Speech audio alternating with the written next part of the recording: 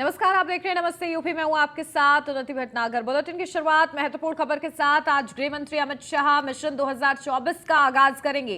कौशांबी और आजमगढ़ से गृह मंत्री अमित शाह चुनावी शंखनाद करेंगे। दोनों जिलों में कार्यकर्ताओं को जीत का मंत्र सौंपेंगे। अमित शाह दोनों जगहों पर जनसभा को संबोधित करेंगे। सीएम योगी और प्रदेश अध्यक्ष भूपेंद्र चौधरी भी मौजूद रहेंगे। तो गृह मंत्री अमित शाह आज 2 जिलों के दौरे पर और इस दौरान चुनावी शंखनाद 2024 के लिए जनसभा को संबोधित करेंगे। कार्यकर्ताओं को जीत का मंत्र भी सौंपेंगे। तो कौशांबी और आजमगढ़ का ये खास दौरा गृह मंत्री अमित शाह का। तो जिले की सभी 10 सीटों पर सपा ने जीत दर्ज की थी और ऐसे में सपा की जीत में दलित मुस्लिम वोटरों ने अहम भूमिका निभाई थी और इसी के लिए कौशांबी और आजमगढ़ का दौरा अहम है। मिशन 2024 के तहत दलित मुस्लिम गठबंधन को तोड़ने की तैयारी है। पिछले महीने बीजेपी ने हार वाली सीटों को लेकर मंथन भी किया था और इसी के चलते अब गृह मंत्री अमित शाह पहुंच रहे हैं आजमगढ़ और कौशांबी में। इसी कड़ी का हिस्सा रहते हुए चुनावी शंखनाद किया जाएगा। निकाय चुनाव में बीजेपी अमित शाह के दौरे का सियासी लाभ लेना चाहेगी और साथ ही पार्टी से 2024 के चुनावी संग्राम का सेमीफाइनल मानकर चल रही है और इसके लिए पूरी ताकत झोंकी जा रही है। कौशांबी में विधानसभा चुनाव 2022 में बीजेपी का प्रदर्शन अच्छा नहीं था और उस प्रदर्शन को बेहतर करने की कोशिश है। बीजेपी को जिले के 3 विधानसभा सीटों पर हार का सामना करना पड़ा था। सिराथू, मंजनपुर और चायल में सपा से शिकस्त का सामना करना पड़ा था। तो डिप्टी सीएम केशव प्रसाद मौर्य गृह निर्वाचन क्षेत्र सिराथू में चुनाव हार गए थे। 2022 के विधानसभा चुनाव में आजमगढ़ में बीजेपी को करारी हार मिली थी, लेकिन इसी के साथ जिले की सभी 10 सीटों पर सपा ने जीत का परचम लहराया था। लेकिन अब गृह मंत्री अमित शाह पहुंच रहे हैं और इसके साथ कोशिश है कि दलित मुस्लिम वोटर्स को साधा जाए, क्योंकि अहम भूमिका सपा की जीत में वोट बैंक ने निभाई थी। मिशन 2024 के तहत दलित मुस्लिम गठबंधन को तोड़ने की बड़ी तैयारी में गृह मंत्री अमित शाह का ये खास दौरा बताया जा रहा है, जिस दौरान वो तमाम समीकरण साधने का प्रयास करेंगे और सबका साथ सबका विकास जो संकल्प भारतीय जनता पार्टी का है उसको एक बार और बुलंद करते हुए गृह मंत्री अमित शाह नजर आएंगे। अपडेट लेते हैं, हमारे संवाददाता अश्विनी द्विवेदी हमारे साथ जुड़ गए हैं। अश्विनी, क्या कुछ अपडेट देखिए, गृह मंत्री अमित शाह कौशांबी और आजमगढ़ के दौरे पर रहने वाले हैं आज और कोशिश यही है कि जो प्रदर्शन पहले सुधर नहीं पाया अब उसे और ज्यादा बेहतर किया जाए। दलित मुस्लिम वोट बैंक को साधने का प्रयास किया जाएगा। सबका साथ सबका विकास जो संकल्प है बीजेपी का उसे भी एक बार फिर से बुलंद किया जाएगा। क्या कुछ और अपडेट? हाँ, बिल्कुल। उत्तर प्रदेश के अंदर कभी भी निकाय चुनाव की घोषणा हो सकती है और कल जब कल स्थापना दिवस था भारतीय जनता पार्टी का, तो ऐसा माना जाता है कल से ही 2024 का शंखनाद हो चुका है। भारतीय जनता पार्टी के तमाम दिग्गज अब आपको उत्तर प्रदेश हो या फिर मध्य प्रदेश हो या तमाम अन्य प्रदेश हो वहां पर आपको दिखाई देंगे। आज भारतीय जनता पार्टी के चाणक्य का उत्तर प्रदेश दौरा है, 1 दिवसीय दौरा है और सबसे टफ जगहों पर का दौरा है, क्योंकि 2022 का विधानसभा चुनाव हुआ था। आजमगढ़ में Bharatiya Janata party clean sweep हुई थी, साथ ही कौशांबी में 3 सीटों पर हार का सामना करना पड़ता हो। सबसे बड़ी बात सिराथू जो विधानसभा सीट जहां पर डिप्टी सीएम केशव प्रसाद मौर्य खुद चुनाव लड़े थे वहां उनको भी हार का सामना करना पड़ा। तो कहीं ना कहीं अब चाणक्य जो भारतीय जनता पार्टी के हैं वो अपनी आज से बिसात बिछाना शुरू करेंगे। पहले कौशांबी पहुंचेंगे, मां शीतला के दर्शन करेंगे, उसके बाद कौशांबी महोत्सव का उद्घाटन अमित शाह करेंगे। तमाम परियोजनाओं का लोकार्पण शिलान्यास करेंगे। पार्टी वरिष्ठ कार्यकर्ता है उनसे मुलाकात भी कर सकते हैं, साथ ही साथ लोगों को संबोधित करेंगे कि उत्तर प्रदेश सरकार और केंद्र सरकार मिलकर क्या कुछ कर रही है। साथ ही साथ उसके बाद आजमगढ़ का दौरा है, आजमगढ़ भी पहुंचेंगे, वहां पर भी इसी तरीके से तमाम का जो कार्यक्रम उनमें शिरकत करेंगे, तमाम परियोजनाओं का लोकार्पण शिलान्यास करेंगे। इस दौरान उत्तर प्रदेश के मुख्यमंत्री योगी आदित्यनाथ, साथ ही साथ की जगह प्रदेश अध्यक्ष भूपेंद्र चौधरी भारतीय जनता पार्टी के मौजूद रहेंगे। इस दौरान कहीं ना कहीं 2024 पर फोकस अमित शाह का होगा, क्योंकि अगर आजमगढ़ और कौशांबी से जो जिले हैं यहाँ पर प्रदर्शन जो है बेहतर होता है तो निश्चित तौर पर भारतीय जनता पार्टी को साफ सीधे तौर पर इसका फायदा मिलेगा। क्योंकि आजमगढ़ की अगर बात करें 2019 में भारतीय जनता पार्टी चुनाव हारी थी, हालांकि उसके बाद 2024 में वहां से 2022 में उपचुनाव हुआ था उसके बाद में, तब भारतीय जनता पार्टी ने वहाँ पर जीत दर्ज की थी और निरहुआ है वहाँ से सांसद वर्तमान समय में। लेकिन अभी भी भारतीय जनता पार्टी को लगता है कि वहाँ पर वो स्थिति नहीं है कि निश्चिंत होकर के राजनीति की जाए, क्योंकि अभी भी भारतीय जनता पार्टी के दिग्गजों को चिंता है कि आजमगढ़ सीट है वो कहीं ना कहीं उनके हक में नहीं है, कहीं ना कहीं उनको वहाँ पर मेहनत करने की जरूरत है और कहीं ना कहीं इसीलिए सबसे बड़े खिलाड़ी को भारतीय जनता पार्टी ने उतारा है। आजमगढ़ जाएंगे, कौशाम्बी जाएंगे, तो निश्चित तौर पर इसका असर चुनावी जब माहौल होगा, वोट पड़ेंगे तो उस दौरान भी दिखाई देगा। जी बिल्कुल, तो देखिए कमजोर सीटों पर नजर रहेगी इस दौरान, और गृह मंत्री अमित शाह क्योंकि पहुंच रहे हैं तो निकाय चुनाव में तो इसका लाभ लिया ही जाएगा उनके दौरे का।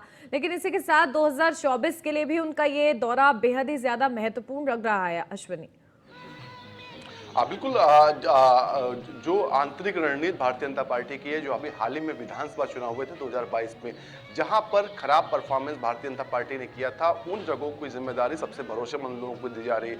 अब देखिए कि भारतीय जनता पार्टी के जो तमाम बड़े नेता हैं वो तो निभा ही रहे हैं, साथ ही जो मुख्यमंत्री हैं जो उत्तर प्रदेश के योगी आदित्यनाथ, वो भी उन्हीं सीटों पर सबसे ज्यादा प्रचार कर रहे हैं, उन सीटों पर सबसे ज्यादा जा रहे हैं जहां पर भारतीय जनता पार्टी की स्थिति 2022 में खराब थी। कहीं ना कहीं उन सीटों की स्थिति ठीक करने में लगे हुए। साथ ही साथ अब अमित शाह का दौरा है और संभावना पूरी अगले एक साल के अंदर अमित शाह के दर्जन जो दौरे हैं उत्तर प्रदेश के अंदर लग सकते हैं, और सभी दौरे जो ऐसी सीटों पर होंगे जहां पर भारतीय जनता पार्टी कमजोर स्थिति में, उसको बेहतर करने की कोशिश की जाएगी। साथ ही साथ जब भी भारतीय जनता पार्टी की बड़ी बैठकें होती है तो उस दौरान चर्चा जरूर होती है कि जिन सीटों को 2024 में भारतीय जनता माफ कीजिएगा 2019 में भारतीय जनता पार्टी लोकसभा चुनाव में हारी थी, उनको लेकर अलग से रणनीति हो रही है। साथ ही साथ जो जिन सीटों पर 2022 में भारतीय जनता पार्टी विधानसभा चुनाव में हारी, उन सीटों को लेकर के अलग से मंथन हो रहा है। तो ऐसे में कहीं ना कहीं अमित शाह का दौरा बिल्कुल, तो ये काफी दौरा काफी ज्यादा महत्वपूर्ण है निकाय चुनाव के लिहाज से भी, 2024 के लिहाज से भी। बहुत शुक्रिया अश्विनी आपका तमाम जानकारी के लिए।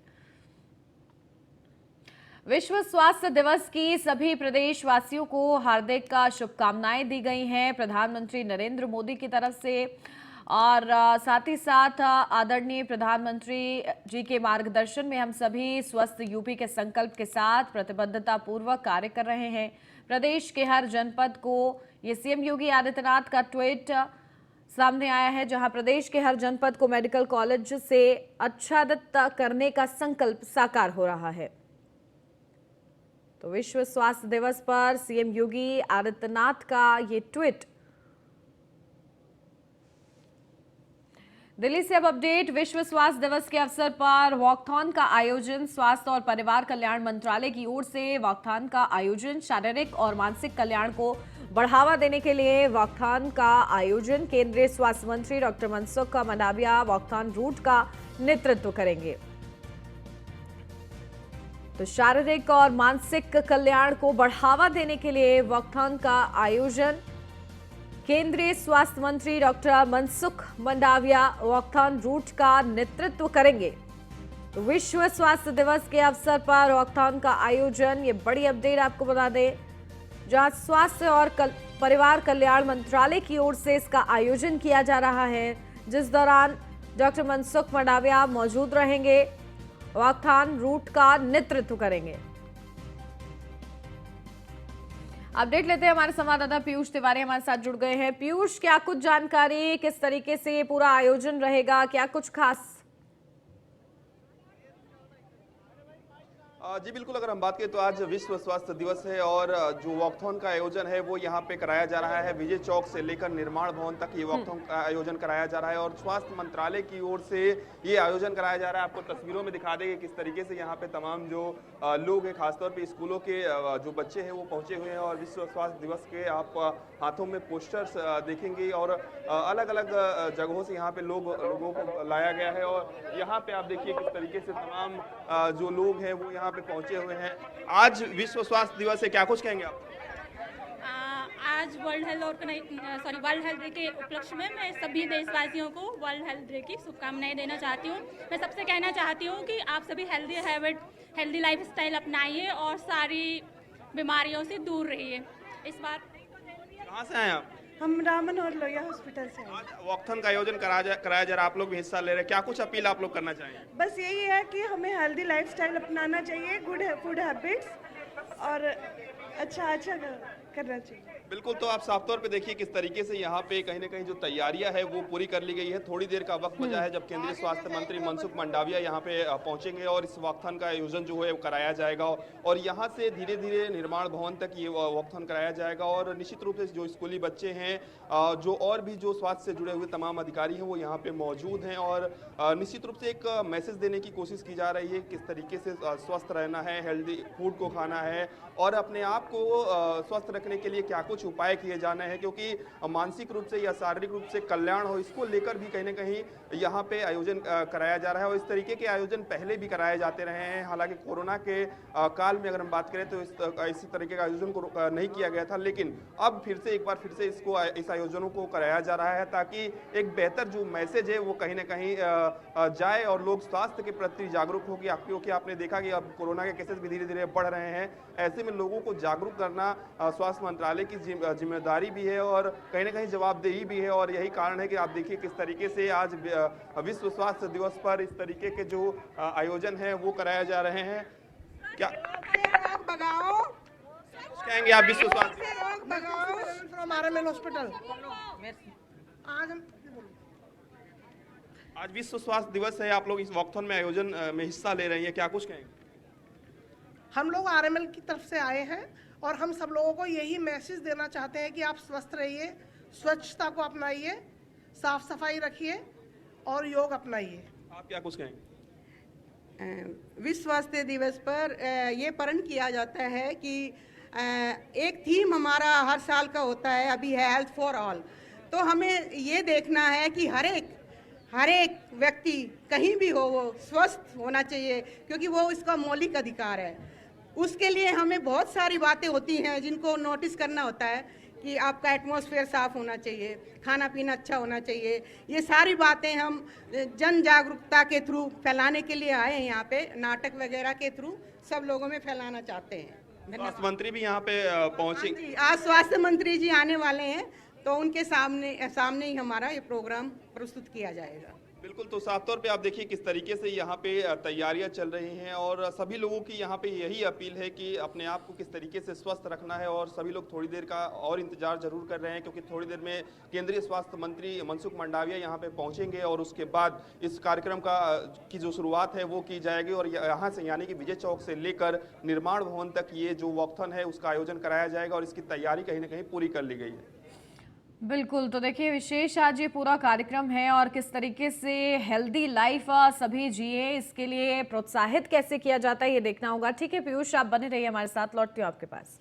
दिल्ली से अगली अपडेट, कोरोना मामलों में इजाफा, जहां बढ़ते कोरोना मामलों को लेकर केंद्र की बैठक है आज। स्वास्थ्य मंत्री डॉक्टर मनसुख मंडाविया की स्वास्थ्य मंत्रियों के साथ बैठक है। सभी राज्यों और केंद्र शासित प्रदेशों के स्वास्थ्य मंत्रियों के साथ बैठक होगी, क्योंकि एक बार फिर से कोरोना के मामले तेजी के साथ बढ़ रहे हैं, जो कि चिंता का विषय है। और इसी के चलते स्वास्थ्य विभाग पूरी तरीके से अलर्ट मोड में है। आज स्वास्थ्य मंत्री डॉक्टर मनसुख मंडाविया सभी स्वास्थ्य मंत्रियों के साथ बैठक भी करेंगे, अलग अलग राज्यों से जुड़े हुए, केंद्र शासित प्रदेशों से जुड़े हुए, और इस बैठक के जरिए दिशा निर्देश दिए जाएंगे कि एक बार फिर से कैसे युद्ध स्तर पर तैयारी रखनी है कोरोना को लेकर। जिस तरीके से पहले कोरोना को हराया गया है, वैसे ही एक युद्ध स्तर पर तैयारी करते हुए आगे बढ़ना है। क्या कुछ व्यवस्थाएं दुरुस्त करने की जरूरत है, इसको लेकर तमाम दिशा निर्देश भी दिए जाएंगे। तो पीयूष तिवारी बने हुए हमारे साथ, सीधा उन्हीं का रुख करते हैं। पीयूष, देखिए कोरोना के मामलों में एक बार फिर से तेजी के साथ इजाफा हो रहा है और इसको लेकर स्वास्थ्य विभाग अलर्ट है। आज ये खास बैठक है, बैठक के जरिए क्या कुछ चर्चा की जाएगी?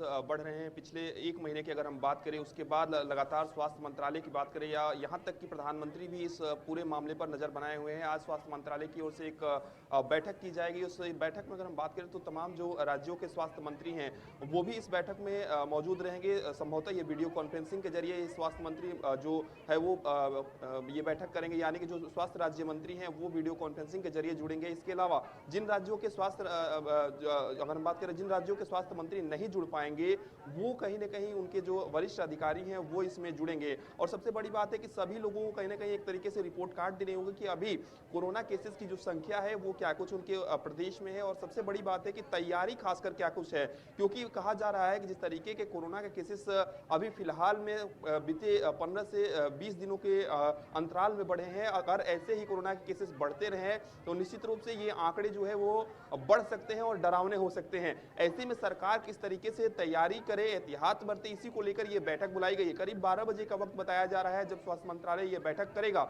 इस दौरान आप देखिए जो केंद्रीय स्वास्थ्य सचिव है राजेश भूषण के अलावा तमाम जो स्वास्थ्य से जुड़े हुए अधिकारी हैं, खासतौर पे स्वास्थ्य मंत्रालय वो यहाँ पे दिल्ली में मौजूद रहेंगे, और तमाम जो राज्यों के स्वास्थ्य मंत्री हैं और राज्यों के जो स्वास्थ्य सचिव हैं वो अपने प्रदेश से वीडियो कॉन्फ्रेंसिंग के जरिए जुड़ेंगे, और बाकायदा ये तय किया जाएगा कि कितना वैक्सीनेशन उस प्रदेश में हुआ है, बूस्टर डोज कितना लगा है। इसके साथ ही सबसे बड़ी बात है कि लोगों को कहीं ना कहीं अगर नसीहत देने के लिए या गाइडलाइन जारी करने की क्या कुछ जरूरत अभी है या नहीं है, ये राज्यों से बातचीत करने के बाद कहीं ना कहीं स्वास्थ्य मंत्रालय इस पर पहुंचेगा कि क्या गाइडलाइन जारी किया जाए या नहीं किया जाए। लेकिन आज एक महत्वपूर्ण बैठक जरूर स्वास्थ्य मंत्रालय की ओर से ये बुलाई गई है, जिसमें तमाम जो लोग हैं स्वास्थ्य से जुड़े हुए जो अधिकारी हैं वो मौजूद रहेंगे, और वैक्सीनेशन से लेकर कोरोना केसेस कितने बढ़ रहे हैं, खासतौर पे बेड हॉस्पिटल में जो बेड है, खासतौर पे कोरोना वार्ड की अगर हम बात करें उसमें बेड्स की कितनी संख्या है, और सबसे बड़ी बात है कि ऑक्सीजन की पर्याप्त मात्रा उस प्रदेश में है या नहीं है, और प्रदेश ही नहीं बल्कि जिले स्तर पर क्या कुछ अपडेट। बिल्कुल, तो देखिए कहीं ना कहीं इस महत्वपूर्ण बैठक के जरिए यही कोशिश रहेगी कि व्यवस्थाओं को और ज्यादा दुरुस्त किया जा सके और एक बार फिर से कोरोना के खिलाफ युद्ध स्तर की तैयारी के साथ लड़ा जा सके। ठीक है पीयूष, बहुत शुक्रिया आपका तमाम जानकारी के लिए। दिल्ली से अब खबर, राष्ट्रपति द्रौपदी मुर्मू के कई कार्यक्रम। आज काजीरंगा राष्ट्रीय उद्यान में गज उत्सव 2023 का उद्घाटन, गुवाहाटी में माउंट कंचनजंगा अभियान 2023 को झंडे दिखाकर रवाना करेंगी। गुवाहाटी उच्च न्यायालय के 75 साल पूरे होने पर कार्यक्रम। तो ये बड़ी अपडेट, गुवाहाटी उच्च न्यायालय के 75 साल पूरे होने पर कार्यक्रम। साथ ही साथ कंचनजंगा अभियान 2023 को हरी झंडी दिखाकर रवाना करेंगे राष्ट्रपति द्रौपदी मुर्मू के कई कार्यक्रम आज हैं, जहां काजीरंगा राष्ट्रीय उद्यान में गज उत्सव 2023 का आज उद्घाटन करेंगी राष्ट्रपति। तो गुवाहाटी में माउंट कंचनजंगा अभियान 2023 को भी हरी झंडी दिखाकर रवाना करेंगी। गुवाहाटी उच्च न्यायालय के 75 साल पूरे होने पर कार्यक्रम है। तो राष्ट्रपति द्रौपदी मुर्मू के आज बड़े कार्यक्रम, जहां काजीरंगा राष्ट्रीय उद्यान में गज उत्सव 2023 का वो उद्घाटन करेंगे। यूपी दौरे पर महाराष्ट्र के सीएम एकनाथ शिंदे। 8 अप्रैल को महाराष्ट्र सीएम एकनाथ शिंदे का आगमन, सरकारी गेस्ट हाउस में सीएम शिंदे करेंगे रात्रि विश्राम। 9 अप्रैल को अयोध्या जाएंगे मुख्यमंत्री। सीएम एकनाथ शिंदे भगवान श्री राम के दर्शन करेंगे। अयोध्या में श्री राम के दर्शन पूजन का कार्यक्रम उनका निर्धारित है। तो महाराष्ट्र के मुख्यमंत्री एकनाथ शिंदे अयोध्या के दौरे पर रहेंगे और इस दौरान भगवान राम के दर्शन पूजन के लिए उनका ये दौरा बताया जा रहा है। 8 अप्रैल को उनका ये दौरा होगा। उनके आगमन को लेकर तैयारियां हो रही हैं। सरकारी गेस्ट हाउस में मुख्यमंत्री एकनाथ शिंदे रात्रि विश्राम करेंगे। अयोध्या से अब खबर, 155 देशों के जल से होगा राम मंदिर का जलाभिषेक। डॉक्टर विजय जाली के नेतृत्व में किया जाएगा जलाभिषेक। दिल्ली स्टडी ग्रुप के अध्यक्ष, पूर्व दिल्ली के विधायक है डॉक्टर विजय। 23 अप्रैल को होगा जलाभिषेक। कार्यक्रम में मुख्य अतिथि होंगे राजनाथ सिंह और स्वामी रामदेव। विश्व हिंदू परिषद और आरएसएस के पदाधिकारी भी इसमें शामिल होंगे। 20 देशों के प्रवासी भारतीय सहित कई देशों के राजनयिक भी शामिल होंगे। मणिराम दास छावनी के सभागार में सामूहिक आयोजन होगा। तो विश्व हिंदू परिषद और आरएसएस के पदाधिकारी भी शामिल होंगे। इसी के साथ 20 देशों के प्रवासी भारतीय सहित कई देशों के राजनयिक भी शामिल होंगे। तो मणिराम दास छावनी के सभागार में आयोजन होगा सामूहिक।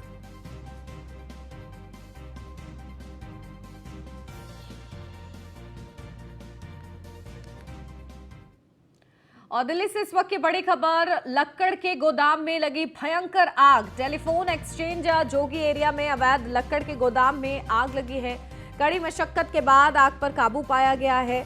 तो ये भीषण आग लगी है लक्कड़ के गोदाम में, और जो तस्वीरें हैं वो आपको दिखा रहे हैं। डराने वाली ये तस्वीरें हैं क्योंकि बेहद ही ज्यादा भयानक आग लगी है। कड़ी मशक्कत के बाद आग पर काबू पाया गया है। जो तस्वीरें हैं वो सामने आई हैं। और दिल्ली से इस वक्त की बड़ी खबर आपको बता दें, जहां लक्कड़ के गोदाम में आग लगी है। जोगी एरिया में अवैध लक्कड़ के गोदाम में आग लगी। टेलीफोन एक्सचेंज जोगी एरिया में अवैध लक्कड़ के गोदाम था जिसमें भीषण आग लगी है और आग बेहद ही ज्यादा भयानक थी। कड़ी मशक्कत के बाद इस आग पर काबू पाया गया है।